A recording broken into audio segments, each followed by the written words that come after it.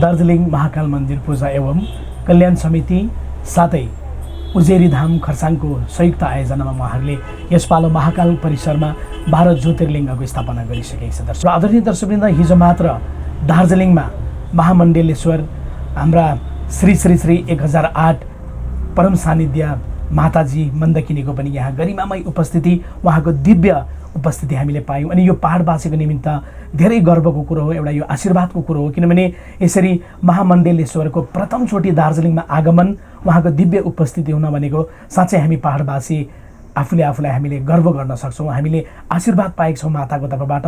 र आज हामीले सानो एउटा कार्यक्रम मिलाएर मातालाई सानो एउटा अन्तर्वार्ताको हामीले आज्ञा मान्यौँ अनि हाम्रो यो अनुरोधलाई उहाँले स्वीकारेर आफ्नो तर्फबाट हामीलाई समय पनि दिनुभएको छ। यसको निमित्त हामी उहाँलाई धन्यवाद दिँदै र आउनुहोस् दर्शकवृन्द, हाम्रा महामण्डलेश्वर मन्दकिनी पुरी महाराजसँग हामी केही छन् उहाँबाट मीठो मीठो वाणीहरू हामी सुन्न लागिरहेको छौँ। माताजी नमस्कार।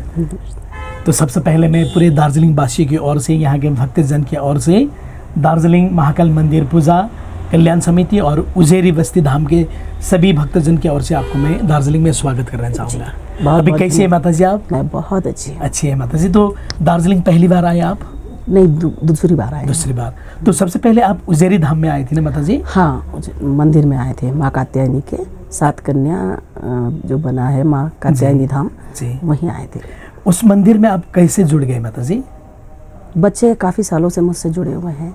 कामाख्या में मेरे बच्चे लोग आते हैं साधना करने के लिए यहाँ से, तो बस तभी से जुड़े हुए हैं। वो इन्होंने रिक्वेस्ट की माँ आपको आना है प्रोग्राम में। अच्छा, जरूर आए। तो आप पिछले महीने आई थी ना माताजी? हाँ, महीने में आए थे। तो दार्जिलिंग कैसा लगा आपको माताजी? दार्जिलिंग बहुत सुंदर जगह है और यहाँ सुंदरता के बाद में यहाँ बाबा महाकाल बैठे हुए हैं जो सबके पिता हैं, इन सब का संरक्षक करते हैं। तो इस महाकाल मंदिर में भी आप उन्हीं के जरिए जुड़ गए ना माताजी? हाँ, जो हमारा कात्यायनी धाम के जो ट्रस्टी है, जो भक्त लोग हैं, यही लोग मुझे लेके आए, बोले माँ चलो दर्शन कर लो। हमने बोला चलो दर्शन करके आते हैं। तो आप यहाँ पे आई? हाँ, बाबा महाकाल के दरबार में उन्होंने बुलाया आपको माताजी, ऐसा फील करते हैं आप? तो माताजी हमने सुने हैं कि आप जिसका भी माता पिता नहीं होते, जो अनाथ बच्चे होते, खास करके बेटियों का आप शादी कराते, उनके घर बसाते। हाँ। इसके बारे में भी कुछ बताइए ना।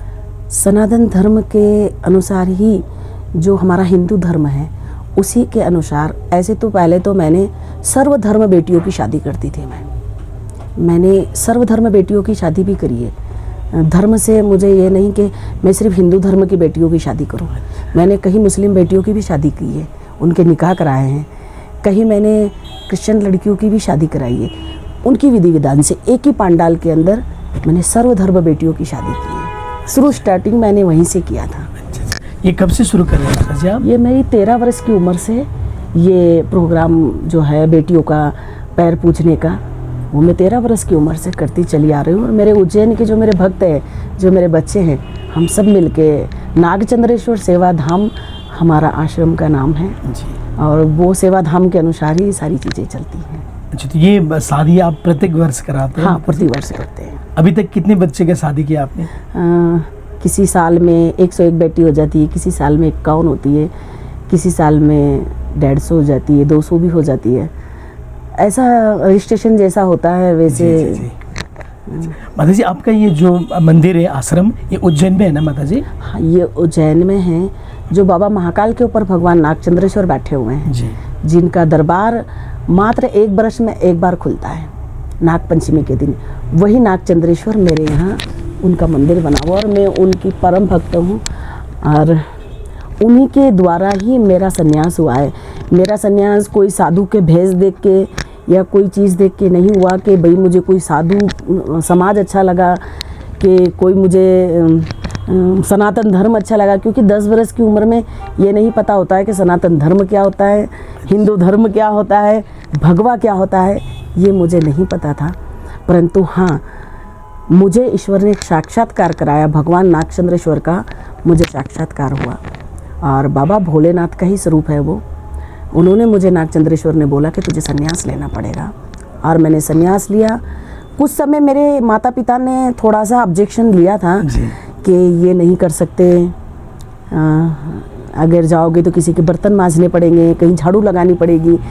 हमने बोला चाहे कुछ भी करना पड़े, अगर हमारे परमात्मा हमें मिल रहे हैं तो हम हमारे बाबा के शरण में जाएंगे। पर हमारे परमात्मा का एक ही कहना था कि जब तक आप संन्यास नहीं लोगे तब तक हम आपके कंठ पे विराजमान नहीं होंगे। तो मैंने संन्यास धारण किया। फिर माता पिता ने भी थोड़े समय बाद वो मान गए और फिर उन्होंने मेरा विधि विधान से मेरा संन्यास हुआ है। बाकायदा मुझे मेहंदी लगाई गई, सुंदर सी साड़ी पहनाई गई, बहुत सुंदर तैयार किया और फल फूल गहने जो भी चीज़ें थी मेरे पास में, वस्त्र वितरण कराए गए।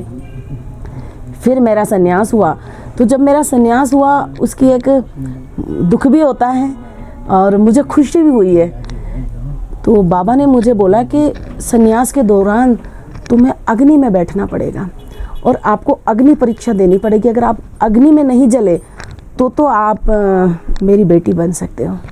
तो हमने सबको बोला कि हम तो अग्नि में बैठेंगे।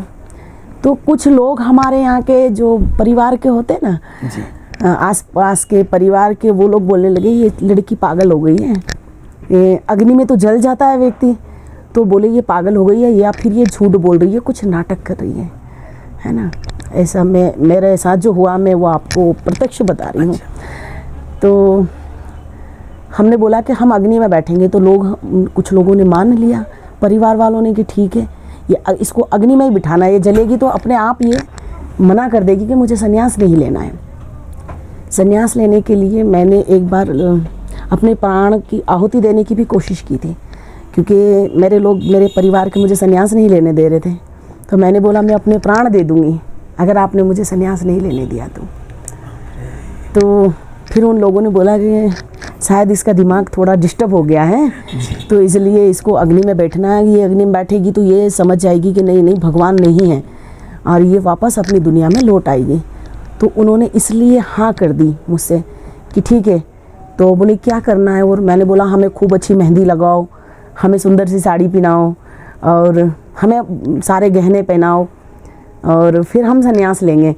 तो बाकायदा हमारे परिवार के, हमारे समाज के, मैं ब्राह्मण परिवार से हूँ। ये देह जो है मेरा, आज तो मैं सन्यासी हूँ, परंतु ये जो देह है, ये शरीर है जो पंच तत्व से बना है, ये मुझे ब्राह्मण परिवार से मिला है। तो फिर उन्होंने सारे समाज को, अपने परिवार को एकत्रित किया और बुलाया। मेरे संन्यास के समय कम से कम 1000 लोग मेरे समाज के लोग थे और फिर उनके बीच में मुझे हल्दी, मेहंदी, कुमकुम सब लगाया गया। और फिर जब मैं मंदिर में पहुंची, मेरा मंदिर भी मात्र 15 दिन में बना है। जिस दिन मेरा संन्यास था 15 दिन पहले, जैसे आज ये 14 दिन की जो घटना है ना, बाबा महाकाल की ऐसी घटना मेरे साथ हुई। अच्छा। कि 15 दिन में मुझे संन्यास लेना हो और संन्यास भी लूँगी तो मैं अपने मंदिर में लूँगी। तो 15 दिन के अंदर मेरे यहाँ नागचंद्रेश्वर भगवान का निर्माण हुआ है। मंदिर का मूर्ति पहले से थी, छोटा सा ओटला था, फिर बड़ा बनाया गया।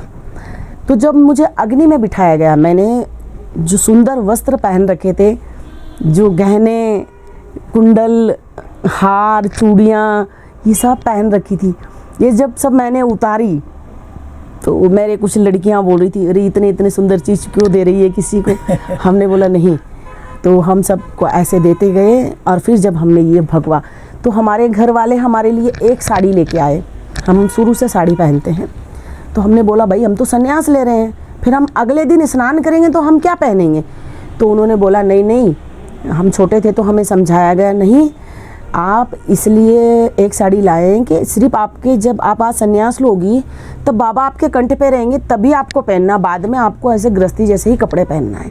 ये हमारी बात हो गई है उनसे। एक्चुअली ऐसा उन लोगों ने मुझे बताया। ये मेरे जीवन की सच्ची घटना है।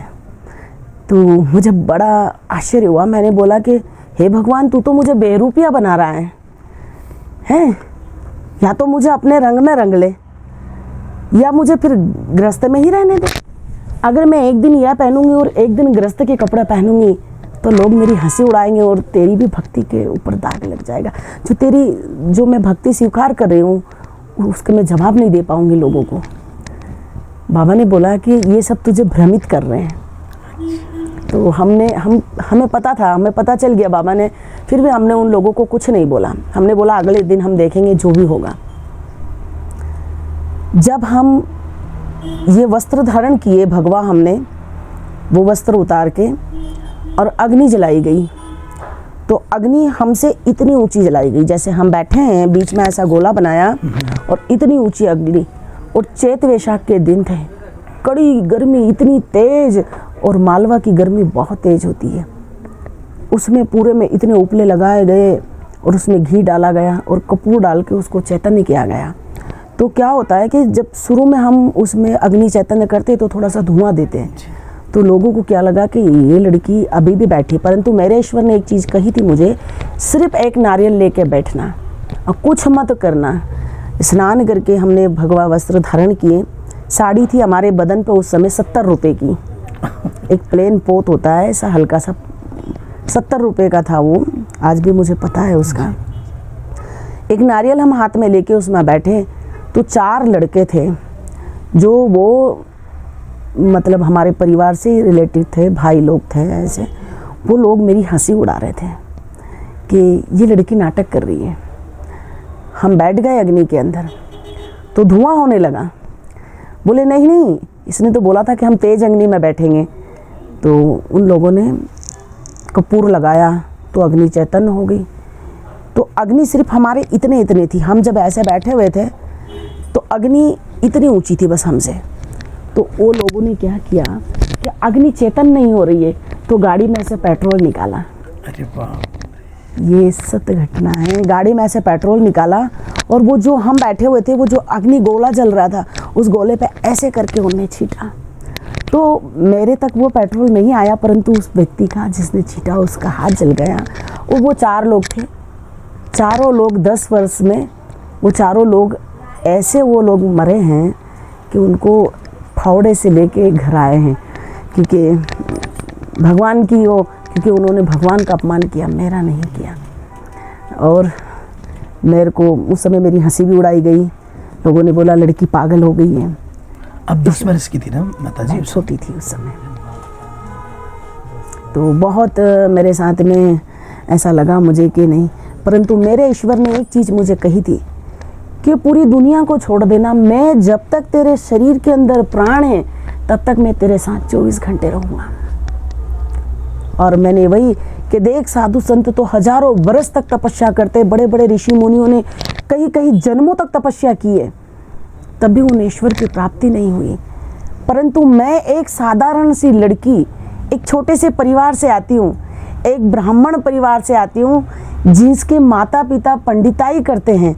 हमारा भी वहाँ पर सिद्धनाथ मंदिर है, राम भैरवगढ़ में एक सिद्धनाथ मंदिर है, जहाँ पेड़ लगा हुआ है, बड़ वृक्ष हैं, जहाँ पितृओं का तर्पण होता है।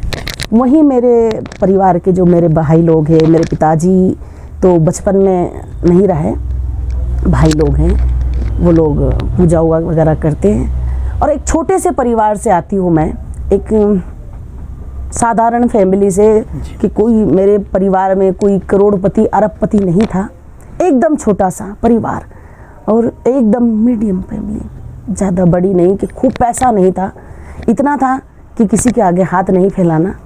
दाता इतना दीजिए झामे कुटुंब समाए, मैं भी भूखा ना रहूँ ना अतिथि भूखा जाए। ऐसे परिवार में मेरा जन्म हुआ और मैं अपने माता पिता को बार बार धन्यवाद देती हूँ कि उन्होंने मुझे धर्म के लिए, मेरी माँ ने और मेरे पिताजी ने, मेरे दादाजी ने, पिताजी तो नहीं थे, उन्होंने मुझे आगे बढ़ाया। और एक मेरा भाई है जो मेरे परिवार से नहीं आता, उसी ने मुझे सहयोग दिया। उसने कहा अगर तुझे ईश्वर ने दर्शन दिए हैं तो पीछे मत हट। परंतु मेरे जो परिवार के लोग हैं वो बोले तुझे साधुओं के बर्तन मांजने पड़ेंगे, तुझे भीख मांगना पड़ेगी, तू इतनी सी क्या करेंगी, और अगर तुझे यहाँ नहीं रहना है, अगर तुझे साधु बनना है तो तुझे ये नगरी छोड़नी पड़ेगी। परंतु मेरे एक परिवार है, पटेल परिवार, उसने मुझे बोला कि तू साधु बन, तू बाबा की सेवा ले, मैं आदि खाऊंगा तो तुझे आदि दूंगा। बोले मैं तेरे लिए खड़े खड़े मंदिर बनवाऊंगा। और मेरे बाबा का मंदिर बना। और उसी दिन से मैंने अपने पिंड कर दिए, मेरा अपना संस्कार कर लिया। मैंने माता पिता भाई बहन परिवार में सबके पिंड करे, उसके बाद में मैंने अपने पिंड करे। मेरा जो मैं जिस परिवार से आती हूँ, मेरा जोशी परिवार है, मेरा सरनेम जोशी है। और जिस दिन से मैंने अपने परमात्मा का पल्ला पकड़ा है, उनने मेरी उंगली थाम ली और मेरे ईश्वर ने कभी मेरे को किसी के आगे ऐसा नहीं करने दिया। ये मेरे बाबा महाकाल की असीम कृपा है। कभी मैंने किसी को यूँ नहीं बोला मुझे 10 रुपए की आवश्यकता है, 1 रुपए से लगा के अरब 1 करोड़ रुपए तक का भी काम होगा तो मेरे बाबा पूर्ण करते हैं। ये मेरे बाबा की बड़ी कृपा है। और मैं बेटी महाकाल की हूँ। मेरे नन्हे हाथ को मेरे बाबा ने थामा है। एक माता पिता बड़ी मेहनत से अपने बच्चों को बड़ा करते हैं, और गरीब परिवार की बेटियां भी ये चाहती है कि वो खुशी मुझे भी मिले। मेरी शादी में भी भगवान गणेश को निमंत्रण दिया जाए। मेरे शादी में बहुत बहनों को, भाभीओं को, आसपास की इनको बुलाया जाए, हल्दी लगाई जाए, मेहंदी लगाई जाए, संगीत किया जाए। तो मैं वैसे ही बेटियों के लिए मैं खुद ड्रेस लेने जाती हूँ। मैं आज तक भी बेटियों की जो शादी करती हूँ तो मैं अपनी पसंद का कपड़ा खरीदती हूँ। मैं सारी बेटियों को एक जैसी ड्रेस, ऐसा नहीं हो मेरे यहाँ कि एक बेटी के पिताजी के पास पैसे तो उसने 3000 का ड्रेस दिला दिया, एक के पास नहीं पैसे तो वो 500 का पहन के आ गई। नहीं, मैं खुद अपने से लाऊंगी और मैं सब बेटियों को एक जैसी ड्रेस, और दूल्हों को भी, बेटों को भी, उनके लिए भी कोट पैंट, सफारी, शेरवानी, जो एक बार का ड्रेस का हो जाता है कि इस बार ये देना है, मैं वही देती हूँ। और बच्चियों को ये भी नहीं कि भाई हमारे माता पिता के पास पैसे नहीं है तो हमको गहने नहीं मिले। मेरे से बनता है, छोटे बड़े जो भी, मैं 5 गहने बेटियों को देती हूँ। 11 बर्तन देती हूँ, पर पीतल के देती हूँ, स्टील के नहीं देती, क्योंकि मैं लोहा दान नहीं करती हूँ। अच्छा। कहते कन्यादान में लोहा नहीं दिया जाता, तो मैं बेटियों को 11 बर्तन देती हूँ, ज़्यादा नहीं देती, परंतु पीतल के देती हूँ। एक पलंग, रजाई गद्दे, एक अलमारी जिसमें वो अपने कपड़े रखे, और भोजन प्रसादी। हामी पहाडवासी भाग्यवानी छौँ। आज महामण्डलेश्वरको प्रथमचोटि दार्जिलिङमा उहाँको दिव्य उपस्थिति, साँच्चै दार्जिलिङको यस धार्मिक इतिहासमा प्रथमचोटि यो एउटा अङ्क गाभिएको पनि हामीले महसुस गरेका छौँ। अनि आज उहाँको जुन चाहिँ दिव्य उपस्थिति, उहाँको दिव्य आशीर्वाद हामी समक्ष राखेको छ र हाम्रो पहाडमा कुनै प्रकारको विघ्न बाधा नआओस् भन्ने फेरि पनि हामी भगवानलाई कामना गर्छौँ। मुख्य विषय पर आना चाहता हूँ, जो जिस तरह से आज हमारे दार्जिलिङ में 12 ज्योतिर्लिंग का स्थापना हुआ, इसका सबसे बढ़िया श्रेय हम आपको देना चाहेंगे। आपको दिल से शुक्रिया अदा करना चाहेंगे कि आपके ओर से, अपने पूरे टीम की ओर से और उज्जैन की तरफ से आपने महाकाल के परिसर में 12 ज्योतिर्लिंग का स्थापना किए। तो हम लोग आपसे शुक्रगुजार हैं, तो धन्यवाद देना चाहेंगे। तो ये ज्योतिर्लिंग स्थापना करने का विचार कैसे आए, ये भी थोड़ा बताइए ना माता जी। एक्चुअली जब मैं कात्यायनी धाम से बाबा महाकाल के दरबार में आई दर्शन करने के लिए, तब मैं बाबा की आरती उतार रही थी। तभी मेरे को बाबा ने आदेश दिया कि बच्चे यहाँ चाहते हैं 12 ज्योतिर्लिंग बनाना, परंतु बच्चे की अभी सुविधा नहीं है। काफ़ी दिनों से ये लोग सोच रहे, मुझे तो नहीं पता ये लोग कब से सोच रहे थे, परंतु बाबा ने मुझे बताया कि इनकी इच्छा है और यहाँ के पहाड़वासी 12 ज्योतिर्लिंग के दर्शन करने नहीं जा पाते, जो बुजुर्ग लोग हैं वो यहाँ 12 ज्योतिर्लिंग के दर्शन करें। तो बाबा ने जैसे ही मुझे आदेश दिया, मैंने मेरा बाबा का आदेश मैंने बच्चों के सामने रखा। और फिर बच्चों ने बोला माँ ये बहुत खुशी की बात है, और बस बाबा का आदेश था और बन गया। ये तो माता जी ये कितने समय के अंतराल में बन गए? ये 1 महीना ही, मात्र 1 महीना। मई में हम आए और अब देख लीजिए 1 ही महीना। जी, मई में आप आए थे, तो जून में इसका स्थापना भी शुरू हुआ। तो माता जी ये उज्जैन से लाए ना आप सब? नहीं, ये राजस्थान से लाए। ये 11 ज्योतिर्लिंग है। अच्छा, 12 नहीं है, 11 ज्योतिर्लिंग, क्योंकि 12 तो बाबा महाकाल है ही सही है। अच्छा, तो हम 11 मूर्ति लाए हैं भगवान की, जो ज्योतिर्लिंग है, और एक नंदी भगवान है।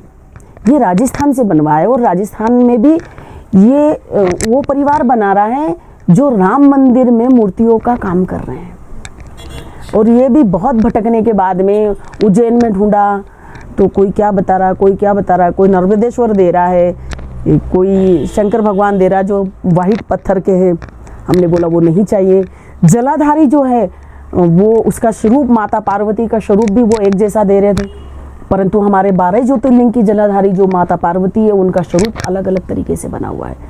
फिर हम राजस्थान पहुँचे और राजस्थान में एक परिवार मिला हमें, उसने मात्र 14 दिन के अंदर ये मूर्ति बना के हमें दी।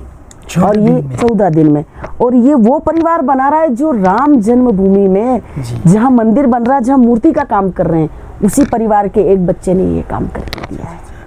तो माता जी, हमने सुने थी कि जब ये उज्जैन होकर दार्जिलिंग एनजेपी तक आए बाई ट्रेन, तो इसमें भी कुछ चमत्कार हुआ था, ये भी कुछ बताइए ना। पहले तो बाबा के लिए हमें सीट नहीं मिल रही थी, हम कैसे करेंगे, कैसे भेजेंगे। फिर मूर्ति का टेंशन था कि भाई ऐसा ना हो कि कोई क्रैक हो जाए, कुछ हो जाए। फिर बोले माता जी ऐसे तो मूर्ति जाएगी नहीं। ट्रांसपोर्ट वाले से बात की, वो कहता है कि हम दिल्ली छोड़ेंगे, फिर कलकत्ता जाएगी, फिर वहाँ 10 दिन भी लग सकते हैं। हमने बोला भाई 10 दिन में तो मूर्ति प्राण प्रतिष्ठा का टाइम निकल जाएगा, फिर ले जाके क्या करेंगे। फिर बाबा ने एक आदेश दिया, भाई मैं ट्रेन में जाना चाहता हूँ। फिर हम ट्रेन में बैठाएं कैसे उन्हें, तो फिर एक बच्चे से बोला, वो बोले माता जी 1500 रुपये में एक बॉक्स तैयार होगा। हमने बोला भाई बना। फिर बॉक्स बनाए और फिर मूर्ति को लेके आए, तो नंदी भगवान पीछे रह गए। फिर नंदी भगवान दूसरे दिन स्वयं एक गाड़ी में अकेले आए। फिर 12 बजे रात को नंदी भगवान के लिए अलग से सीट बुक कराई और नंदी सीट पे बैठ के आए, और 11 ज्योतिर्लिंग वो एक अलग डिब्बे में बैठ के आए। बाबा महाकाल, मैंने बताया ना मेरे नन्हे हाथ को बाबा महाकाल ने थामा है। मैं तो एक छोटी बेटी हूँ उनकी। तो जब मैं यहाँ पर पहुँची और जब मैंने भूमि पूजन किया, एक्चुअली क्या होता है कि अभी हमारे सनातन धर्म में, हमारे वेदों में जब 4 महीने ये है, कल 11 थी, देव सोनी 11, ठीक है ना, इसमें देवता सो जाते, भगवान विष्णु सहसैया पे होते हैं, तो हम मांगलिक कार्य नहीं कर पाते, परंतु 11 से पूर्णिमा तक हम काम कर सकते हैं। मतलब 5 दिन हमें ऊपर दिए गए हैं कि कोई भी पूजन पाठ हम, अगर हमारा 11 के दिन शुरू हो गया है तो वो पूर्ण हो सकता है। तो 11 के दिन हमने कल जो है बाबा को जल सैया कराई है ना, सूक्ष्म रूप से। और जो हम 12 ज्योतिर्लिंग की मिट्टी लाए हैं और 12 ज्योतिर्लिंग का जल है, जो उस स्थान पे जहाँ बाबा का प्राण प्रतिष्ठा होनी है, वहाँ मिट्टी की हमने स्थापना कर दी है और भूमि पूजन करके वहाँ स्थापित कर दिया है।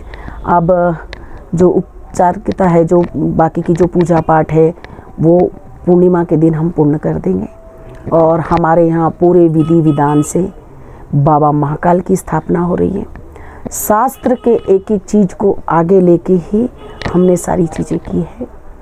और हमारे जो शास्त्री जी है जो ये पूजन करा रहे हैं, उनका वो बहुत अच्छे ज्ञानी है और वो यहीं के रहने वाले हैं। एक्चुअली वो दार्जिलिंग के हैं और उनकी पूजा पाठ की विधि, जो उन्हें शास्त्रों का ज्ञान है, जो उन्हें वेदों का ज्ञान है, जो हमारे उपनिषदों का ज्ञान है, वो सारी चीज़ को हमने सामने रख के इस बाबा की स्थापना।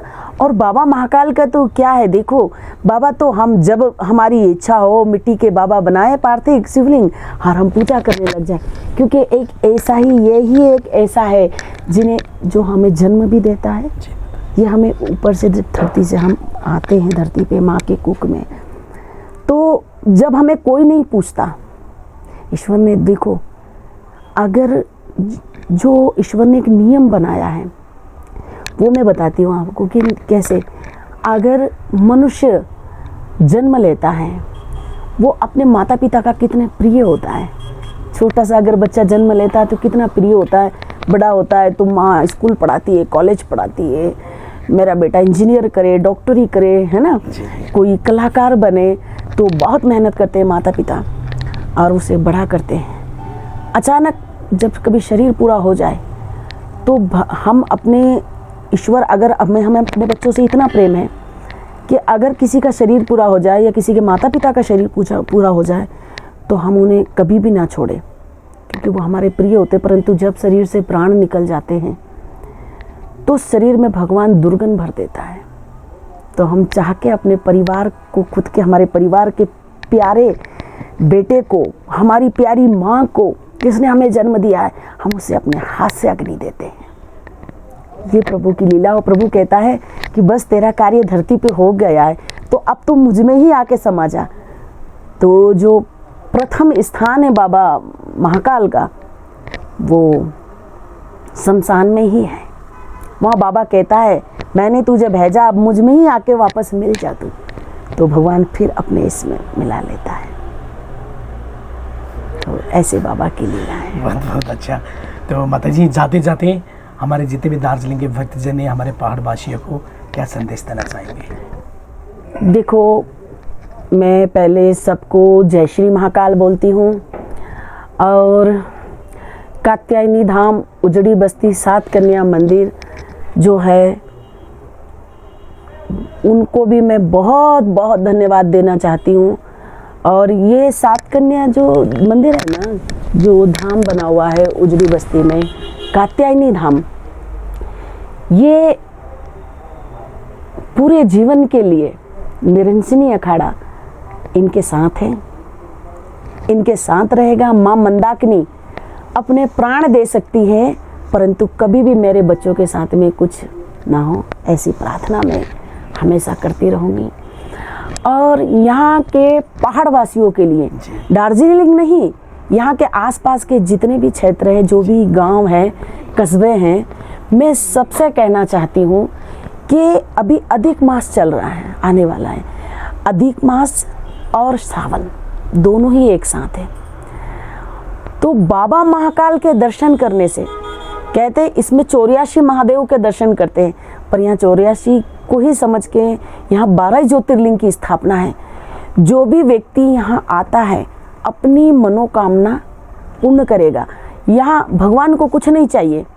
कहते हैं कि भगवान एक बिलपत्र उनके मस्तक पे चढ़ा दो, 1 लोटा जल चढ़ा दो, उसी के अंदर ईश्वर खुश हो जाता है। सब देवता को श्रृंगार की आवश्यकता है, बाबा को भस्मी की आवश्यकता है। तो मैं तो कहती हूँ कि हे ईश्वर, ये जितने भी लोग हैं, ये जो भी तेरे दरबार में आते हैं बाबा, जितने भी पहाड़ी वासी है, बाहर से आने वाले, जो भी यहाँ श्रद्धा लेके आए, तो जैसे तूने मेरी मनोकामना पूर्ण की है, जैसे तूने हमेशा मेरी रक्षा की है, मेरी लाज बचाई है, ऐसे सबकी मनोकामना पूर्ण करना। और फिर मैं कहती हूँ कि मैं जब भी जीवन त्यागूँ, मैं महाकाल की बेटी हूँ, तो महाकाल के दरबार में ही मैं अपने प्राण त्यागना पसंद करूँगी। तो मैं कहती हूँ जब भी जीवन त्यागूँ, मैं त्यागूँ सिपरा तट पर, इतनी कृपा करो प्रभु भोर भय मरघट पर, मेरी भस्मी चढ़े आपको जीवन सफल हमारा। हे परमात्मा, जब भी मैं अपने प्राणों को त्यागूँ तो सिपरा का तट हो और बाबा महाकाल की नगरी हो। और सुबह सुबह मेरे प्राण निकले कि जब मेरी अर्थी लेके जाए तो ब्रह्म मुहूर्त होना चाहिए, सुबह का मुहूर्त होना चाहिए, तो मेरी भस्मी बाबा महाकाल को चढ़ जाए तो मेरा जीवन धन्य हो जाए। मैं इस दुनिया में आई हूँ तो मैं सोचूंगी मेरा जीवन, जो मैंने जन्म लिया, मनुष्य जीवन मुझे परमात्मा ने दिया है, तो मुझे से अच्छे कार्य कराए, गरीब बेटियों की शादी कराए, किसी का मकान नहीं है मैं उनकी व्यवस्था कर सकूं, किसी के पास में अनाज नहीं है तो मुझे इतना दो प्रभु कि मैं उसे खाने पीने को दे सकूं। मेरे से जो भी मदद हो, किसी कोई बीमार हो गया है, किसी को कैंसर हो गया है, किसी का लीवर खराब हो गया है, कुछ भी किसी को शरीर में प्रॉब्लम है, तो उसकी मैं व्यवस्था कर सकूं, मैं उनका सहयोग कर सकूं। ऐसा प्रभु मुझे ही नहीं, सभी लोगों को, सभी संस्थाओं को बनाए और वो लोगों की मदद करे। इससे हमारा हिंदू धर्म, मेरे सनातन धर्म का प्रचार प्रसार हो, और मेरे जो सनातन धर्म के जो हमारे 4 वेद हैं, मेरे पुराण हैं, उपनिषद है, इनका प्रचार प्रसार हो, सनातन धर्म का प्रचार प्रसार हो, क्योंकि सब धर्म से पहले आता है सनातन धर्म। हम सब सनातनी थे, यहाँ कोई धर्म नहीं था, सिर्फ सनातन था। सबसे पहले सनातन है तो हम सब हैं। तो मैं सभी पहाड़ वासियों से हाथ जोड़कर प्रार्थना करती हूँ और कहती हूँ कि आप बाबा महाकाल के दरबार में आइए और 12 ज्योतिर्लिंग के दर्शन करिए। अगर आप आपको कोई परेशानी है, आपके जीवन के अंदर लक्ष्मी का अभाव है, तो आप बाबा महाकाल के चरणों में आकर उन्हें दूध दही शेष से उनका अभिषेक करिए। और अगर किसी के प्राण संकट में है तो महामृत्युंजय का जाप कीजिए। अगर आप भगवान को बिलपत्र चढ़ाते हैं तो बिलपत्र का जो पीछे वाली जो डंडी है उसमें लक्ष्मी जी का वास होता है, तो उस डंडी को तोड़ के चढ़ाइए, आपको लक्ष्मी की भी प्राप्ति होगी। क्योंकि कोई लोग क्या करते हैं, जैसे बिलपत्र है तो बिलपत्र का जो पीछे वाला हिस्सा है उसको हटाते नहीं हैं और शिव जी के मस्तक पे चढ़ा देते, तो उसमें दोष लगता है क्योंकि माँ भगवती बैठी हुई है उसमें। तो सभी लोग बिलपत्र चढ़ाइए, दूध दही आंकड़ा जो भी आपसे फूल पाती, क्योंकि भगवान को तो जंगल के पत्ते भी चुन के आप चढ़ा दोगे ना तो वो तो बाबा महाकाल है, उसे तो कोई फर्क नहीं पड़ता, वो सिर्फ श्रद्धा का भूखा है। तो जो भी लोग यहाँ आएंगे, ये प्रत्यक्ष रूप से बाबा महाकाल के आदेश से ही यहाँ 12 ज्योतिर्लिंग की स्थापना हुई है। तो यहाँ आने वाले सभी लोगों की मनोकामना पूर्ण होगी और सभी लोगों की धन ऐश्वर्य पुत्र प्राप्ति रोग आदि पीड़ाओं का सर्वनाश होगा। और जिसकी नौकरी नहीं लगती है, जिसके बच्चे नहीं हो रहे हैं, जो बिजनेस में लॉस हो रहा है, बिजनेस करने के बाद भी वो आगे नहीं बढ़ पा रहा है, तो यहाँ बाबा के मंदिर में आने से 12 ज्योतिर्लिंग के दर्शन मात्र से उनकी सारी मनोकामना पूर्ण होगी। मैं सभी लोगों से बार बार निवेदन कर रही हूँ, प्रार्थना कर रही हूँ कि इस पहाड़ के लोग सब सुखी रहे, खुश रहे और मस्त रहे, आबाद रहे और सब लोगों की सेवा करते रहे। और ये जो महाकाल की जो संस्था है जो ये आयोजन करा रही है और जो कात्यायनी धाम की जो कमेटी है, दोनों कमेटी मिलके ये कार्य कर रहे हैं और यहाँ के कुछ और लोग भी हैं जो और भी कमेटी बनी है। मैं सभी कमेटियों से हाथ जोड़ के विनती करती हूँ कि मैं तो बाहर से आई हूँ, आप सब लोग यहाँ के हो, जितना प्रेम से रह सको। क्योंकि आप ये बात सोच लीजिए, अगर हम हमारी मृत्यु को सामने रख के देखेंगे तो हमें कोई भी दुश्मन नज़र नहीं आएगा। क्योंकि ये सोच लीजिए कि हम कुछ समय के लिए ही यहाँ पे आए हैं, जिस दिन हमारा लक्ष्य पूरा हो जाएगा, जिस दिन हमारा समय पूरा हो जाएगा, उस दिन हमें परमात्मा के धाम जाना है। तो सभी भाई, सभी बहन, सभी मंदिर, सभी हमारे हैं। तो इसीलिए सब लोग प्रेम से रहो, खुश रहो और अपनी मनोकामना पूर्ण करने के लिए 2 महीने का समय है। आप आइए और अपनी मनोकामना पूर्ण करिए। बाबा महाकाल के दर्शन मात्र से आपके जीवन में लक्ष्मी का अभाव बढ़ेगा, आपके जीवन में आपके सारे कष्ट हर लिए जाएंगे। क्योंकि ये परमात्मा ऐसा है कि इसे किसी चीज़ की आवश्यकता नहीं है। इसे ना सोना चाहिए, ना चांदी चाहिए, ना हीरा चाहिए, ना मोती चाहिए। इसे श्रद्धा के 2 फूल अर्पण करने से आपकी मनोकामना पूर्ण हो जाएगी। जय श्री महाकाल, जय श्री महाकाल, जय श्री महाकाल। हामी सबै प्रेममा बाँचौँ। मनुष्यको यो चोला क्षणभरको निम्ति मात्र छ। पञ्चतत्त्वमा विलिन हुने शरीरको केही भरोसा छैन। त्यसैले बाँचौँ, एकअर्कामा हामीले माया गरौँ, एकअर्कालाई सहयोग गरौँ भन्ने पनि उहाँले बताउनु भयो।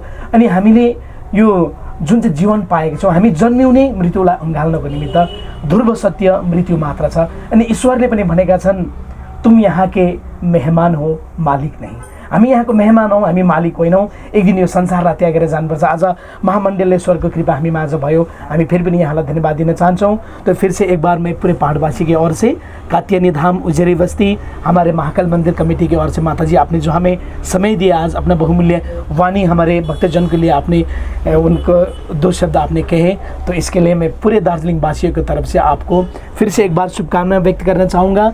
आने वाले दिनों में भी आप ऐसे पुण्य का काम करते रहे माता जी। जय भोले माता जी, जय भोले।